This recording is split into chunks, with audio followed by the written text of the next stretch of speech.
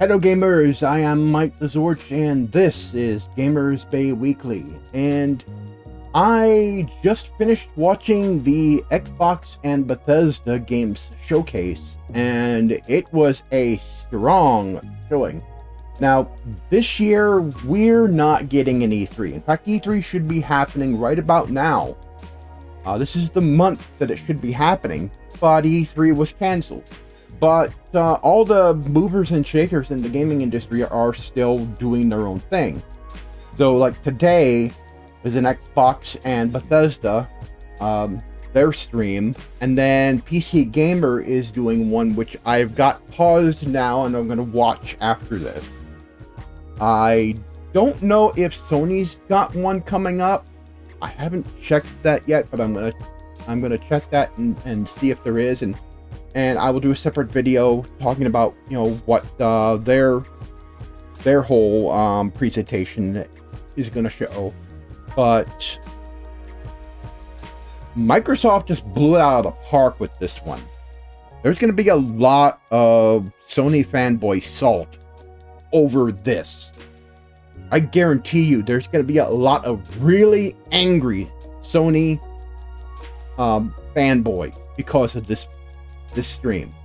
In fact, I switched over to Fratanga's channel, and he was watching The Amazing Lucas, and The Amazing Lucas is just completely losing it. He is a fanboy of fanboys of Sony, and he is just completely losing it. So they're really ticked off right now because of what this is showing. You know, and I don't got a skin in the game in the whole console wars. I just love watching. I just love watching the idiocy on their side. So it's really hilarious. Anyway, getting on with the presentation. Microsoft had a big showing. I mean, big showing. Kojima is going to be making games for the Xbox. That's a big thing. I'm gonna get to that. In fact, we're going to have a special episode of The Professor and Friends over on my channel, Zorch Central, coming very soon, with me and Tygra, or the Professor and Tygra, talking about Starfield. Forza Motorsport. It'd be really interesting to see if they one up Gran Turismo. Gran Turismo, it used to be a really great game, and then they turned it into a cash grab. And that would be really interesting to see if they make this, you know, a really good alternative that doesn't try to be a cash grab, doesn't try to exploit people with microtransactions. It would be interesting to see if they do this. Minecraft Legends looked okay. Penitent, another Obsidian game. Visual style very different from what I would expect from Obsidian. I'm certain there were people that would be very interested in this sort of game, but it did look interesting. Okay, and new strategy game, Ara, History Untold, possibly another kind of civilization game, or an alternate history sort of thing where you go back in time and you play in those areas and you make history play out the way you want it to based on your actions. Might be an interesting idea there. Well, that's what Civilization does, pretty much, almost. Or Age of Empires, in a way. Not really sure, but that does look like an interesting game. Okay, getting on. Riot Games. Riot Games bringing Valorant and League of Legends over to PC, and I believe also some of their other stuff, their card game, their their card game over to Xbox. It's already on PC, but they're bringing all those to Xbox now. So, yeah, that's a big deal. And Diablo 4, that looks really good. My hope is that it's not a disaster like Diablo Immortal. Diablo Immortal, there is a separate video coming from the professor on that one. There's a separate one coming from him on that one. Because that game may single-handedly kill microtransactions and loot boxes, or at least it will severely limit what game companies can do with microtransactions because of legislation. It might even make certain games illegal in certain parts of the world. It's already been banned in 2 countries in Europe, and the EU is looking to create a whole bunch of regulations. So that game may be responsible for ending loot boxes and pay-to-win mechanics. And the industry is going to be really, really ticked off at Bethesda for that. Or, sorry, Blizzard. I'm pulling a Tygra because he's the one that usually does that sort of thing. Mixing up names.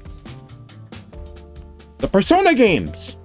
A mainstay of PlayStation coming to the Xbox. So Atlas is porting over Persona 5 Royal, Persona 4 Golden, which is on PC, and I still have yet to get that. I don't know why I haven't gotten that yet. And Persona 3 Portable, the portable version they're porting over to Xbox and Windows.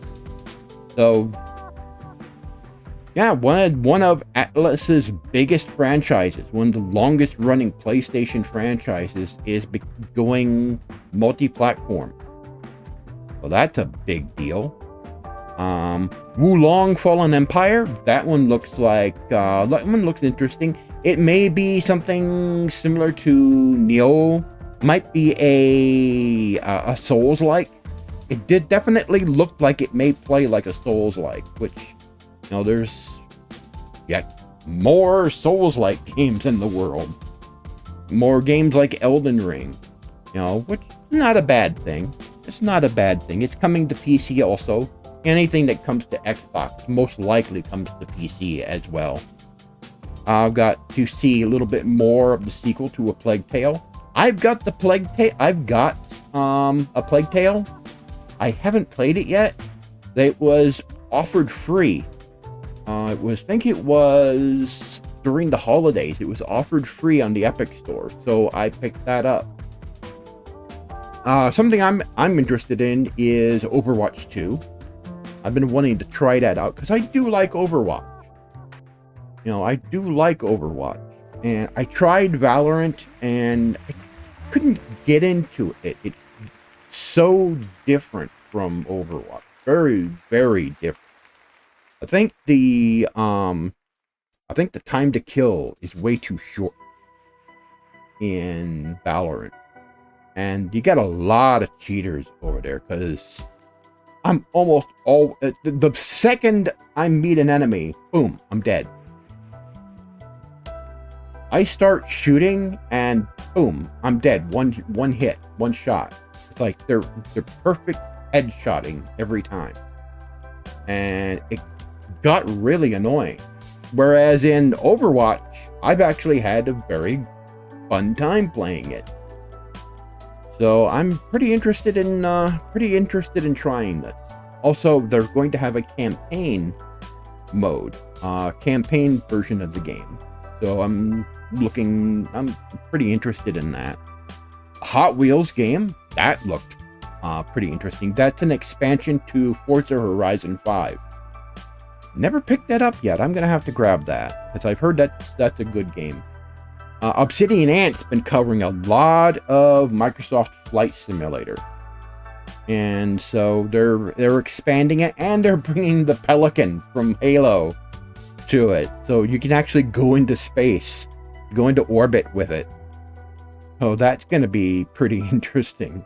The Spirit of St. Louis, they're going to have that in there. That plane. Let's see.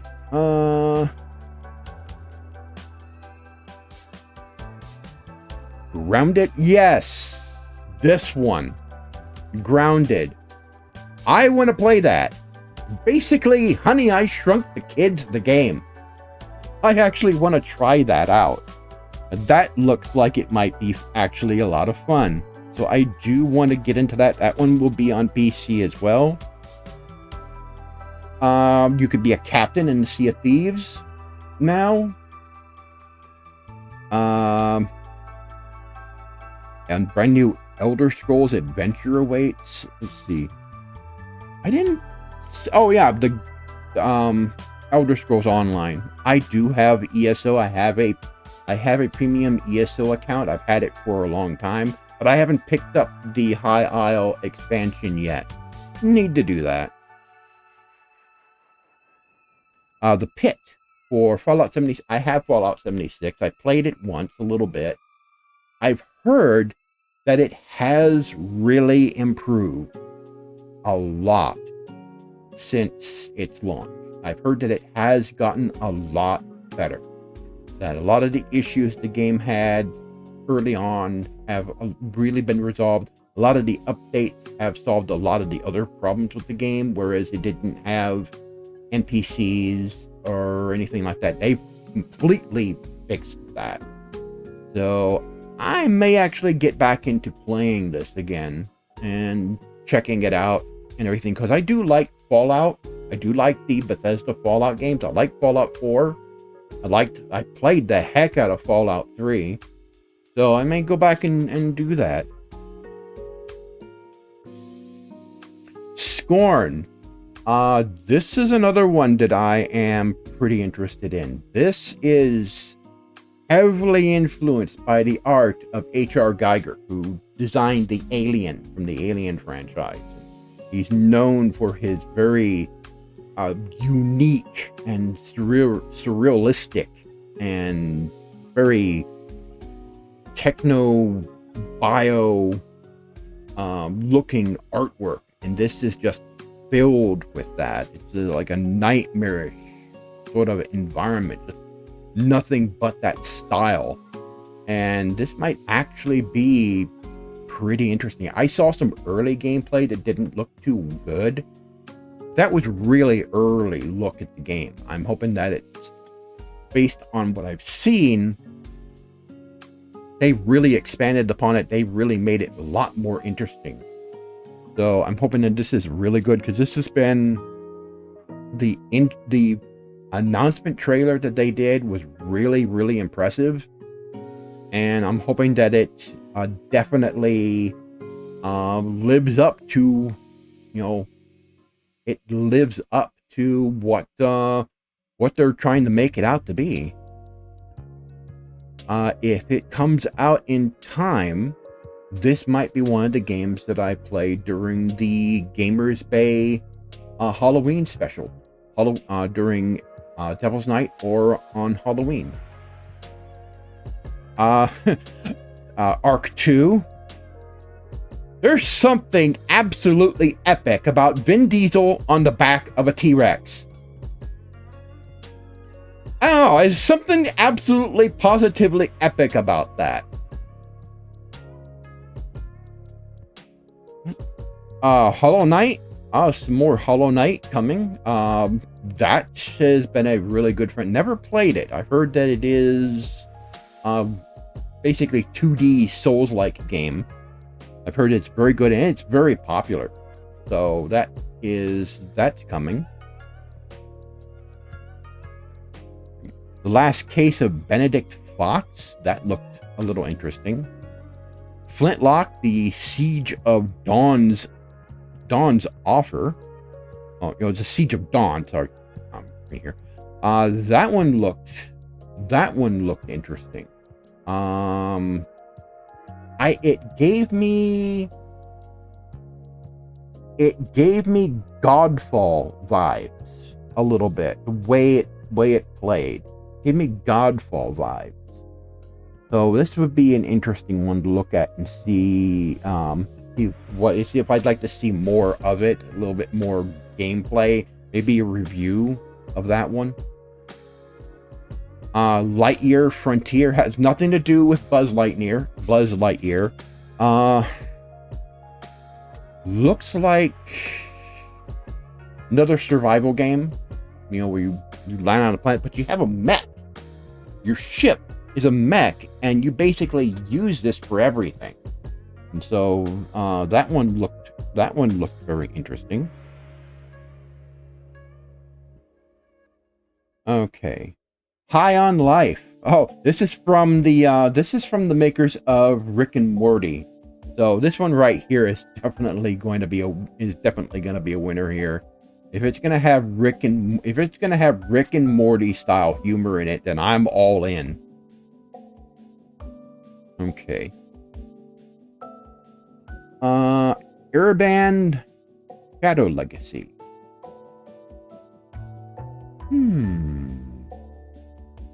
I don't know about this one. Definitely had an interesting aesthetic to it.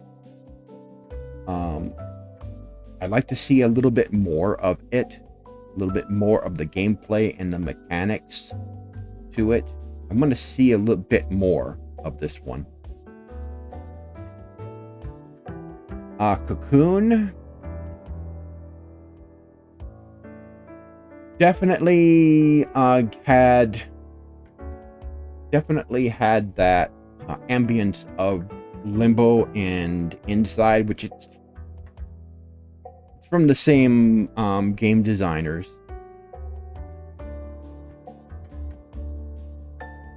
Okay.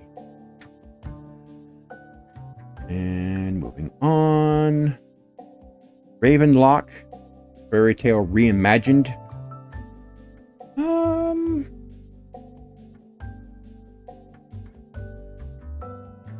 Oh, that might be an interesting game. That might be an interesting game to look at. Naraka, Blade Point.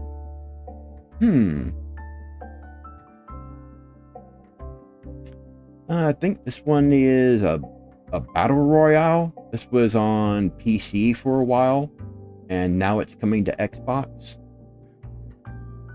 Gunfire Reborn. I'm not sure what to think about this one. A bunch of animals running around and everything in combat. Might be fun. Might be a little fun comedic sort of game that tries to take itself too seriously. It has roguelike features. So that would be interesting to see. And the real thing I wanted to just summarize a little bit of what was in this, but what I wanted to talk about more was Starfield. And Starfield, it looks really interesting. I have to say, it looks really good. Now, it is using the same engine that they used to make Fallout 76, but significantly updated. So, will it launch with bugs? Well, they're not called Bethesda for nothing. But it will be interesting to see how this develops further. There were some issues in that gameplay demo that they showed us. There were some graphical things going on. That's probably why they delayed the game. Because when they were talking about delaying the game, someone brought up the fact that it would become the next Fallout. No, it would become the next Cyberpunk 2077. And they definitely had to delay it then. Because they couldn't afford to let this launch in that kind of state. So hopefully when they launch it next year, whenever they decide that they're ready to launch, that they at least deal with most of the really bad bugs. Now, I know, like most any single player Bethesda game, like this, there's going to be a unofficial community patch. There's one for every Bethesda game, that every single player Bethesda game that's ever released. There's been one for Morrowind, there was one for Oblivion, there was one for Skyrim, and there was one for Fallout 3 and Fallout 4. There's always been one, so there will definitely be one for Starfield, and you can bet there will definitely be mods for Starfield as well, which wouldn't be a surprise. I mean, it's on the same creation engine, so there would definitely be mods. There was some of the things that they didn't show. They did not show your ship re-entering the atmosphere, which makes me wonder, maybe they don't have seamless re-entry to planet's surface landing. What it looked like is you chose a place where you wanted to land, then you would watch a cutscene as your ship goes down and lands on the planet's surface, and then you open your ship and get out. That's what it looks like to me, and that was one of the things I was worried about, that was going to happen. And it most likely is. They're going to have 100 star systems, which I think which is probably an off-the-cuff jab at Star Citizen, which is supposed to launch with 100 star systems, and supposed to have 1,000 planets. And everything else, it just looks good. The visuals look good. The gunplay looked alright. I mean, Bethesda has experience with gunplay from the Fallout games, so that looked definitely good. I liked that it has a crafting system. The base building system looks like it was lifted from Fallout 4 and what they've learned since from Fallout 76. So that looked good.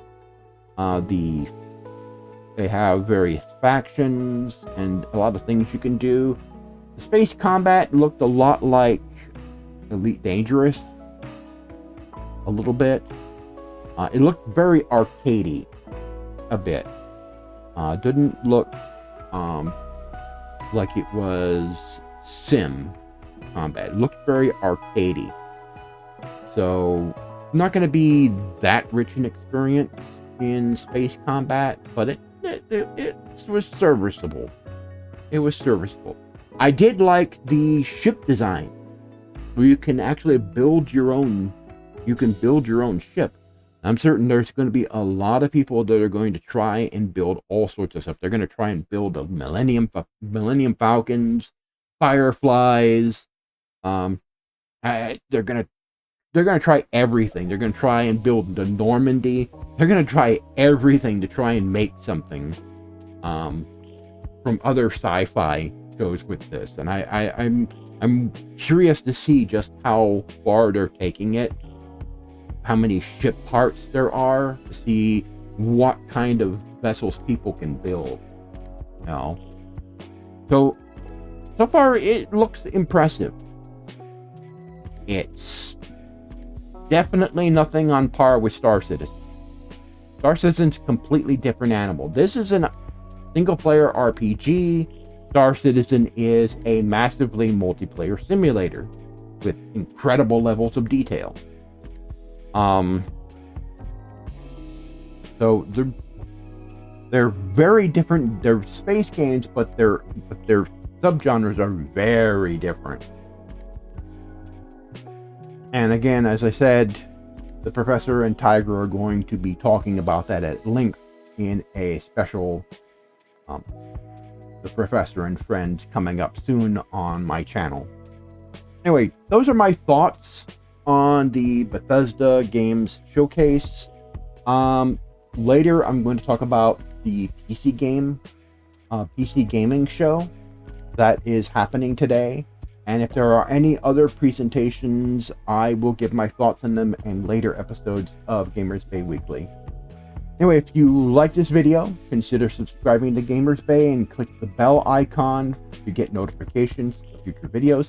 We have a July 4th event coming up, live stream, where I will be playing Hell Let Loose from 2 p.m. Central to 6:30 p.m. on July 4th. It's our first annual Gamers Bay July 4th Frag Fest. So come and celebrate the birth of the United States with gunfire and explosions in an epic 50 versus 50 World War II FPS with RTS elements in it. Anyway, thank you for watching, and I'll see you next time in the next Gamers Bay Week.